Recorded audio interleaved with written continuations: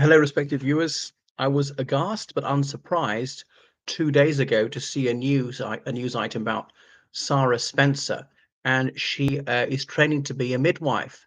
Now, she was suspended by the National Health Service in Scotland for the outrageous offence of suggesting that human life has value and that she would actually like to care for her patients.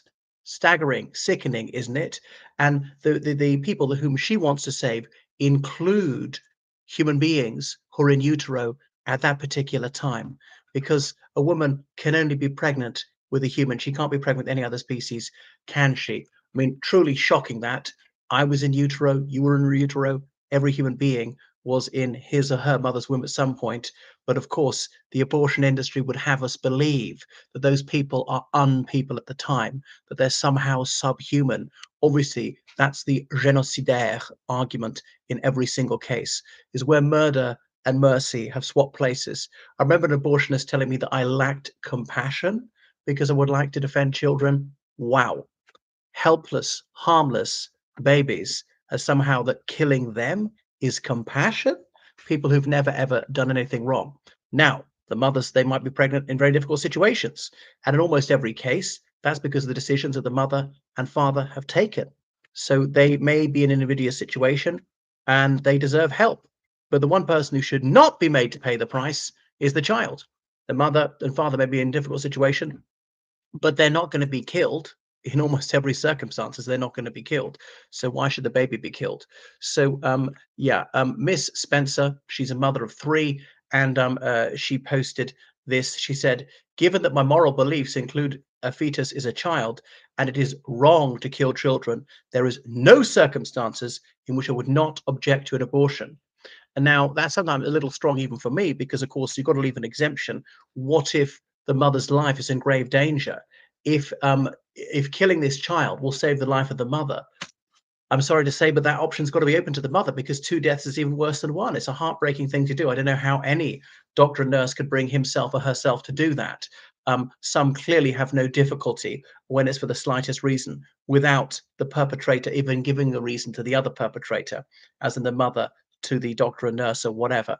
But of course, the abortion movement, the abortion industry has really captured the United Kingdom and indeed most Western countries, as in the politicians, the judiciary, the pharmaceutical industry, the medical profession, nursing, the army, the navy, the air force, the police, the civil service, education, virtually everything, all of them against defenseless children. Because, of course, they're doctors in the army, navy, and air force who do this to girls and boys. So all other branches of the state involved. Now, of course, there are courageous members of all this who oppose that, who actually speak up for human life. And not only is this the murder of a little girl or boy, the mother, if she's got any moral decency at all, will be guilt stricken for the rest of her life. And I know a woman who's conscience stricken, and it still troubles her. And of course, they react to that by vehement denial. No, it was not a he or she. It was nothing. It was a cluster of cells. I'm a cluster of cells, so you're a cluster of cells, and so on.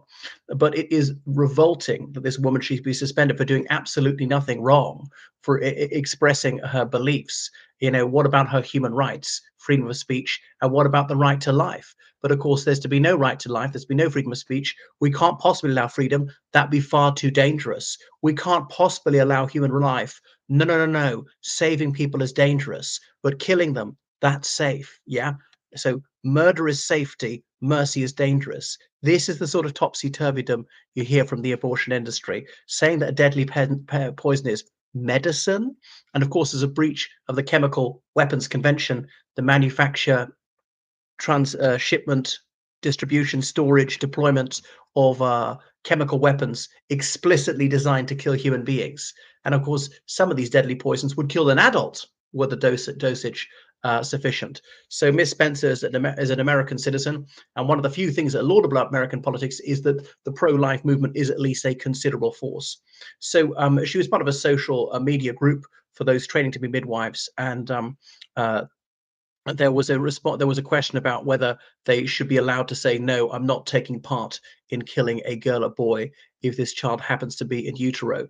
So she's spoken to BBC Scotland about this. I was really happy to engage and present my views and kind of try to explain them. I knew I was engaging a very emotive topic, but I don't think I was quite prepared to be pulled aside at work by my line manager later that week.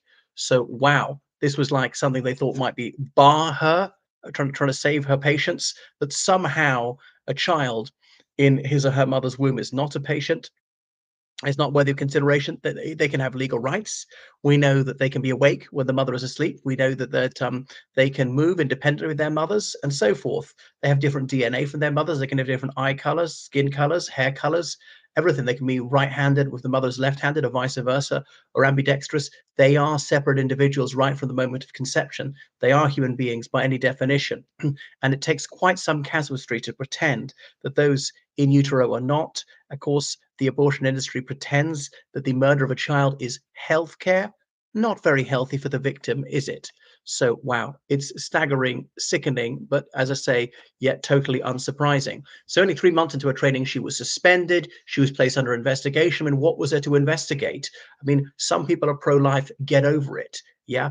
Fetuses, embryos of the human species are human beings. Get over it, aren't they? I mean, they can't argue with pro-lifers on the science. Or maybe I should, because I'm only pro-life for children. If adults are terminally ill, if they're dying anyway, and they're in agony and palliation is failing, if they wish to end their lives, that really is a choice. Pro-choice, that's a lie. Babies never choose to die. The victim doesn't get a choice. Reproductive justice, all for it, but not as a euphemism to say the murder of children. Reproductive justice would mean these babies are born and grow up, and then they are able to exercise their reproductive rights. That's justice. They'll only be able to do so once they're adults. So give them a chance. Bodily autonomy? Absolutely, all for it. And these children can only exercise their body autonomy when they are born, and then they're able to move freely, because obviously they're very restricted in their mother's wombs and so on. Anyway, so this woman, she fortunately has no longer suspended, has returned to her studies at Edinburgh Napier University. So it's sickening that this should happen. And the Nursing and Midwifery Council has their code of conduct. Okay, they have to be objective. Well, it's difficult to be unemotional about the murder of a child, right? And any objective analysis would determine that a human embryo, a human fetus, is a human being. Obviously, there's the abortion industry got a vested interest in murdering as many kids as possible, and they can't face up to the fact that what they're doing is utterly evil and inexcusable. Um, the police must not be shared in an inappropriate way. I mean, there's nothing more appropriate than calling murder by its proper name. And I'm told to be sensitive. Well, I am very sensitive to the victims. Why should I be sensitive to the violators? What consideration do they merit? Okay, and I know good people do evil things.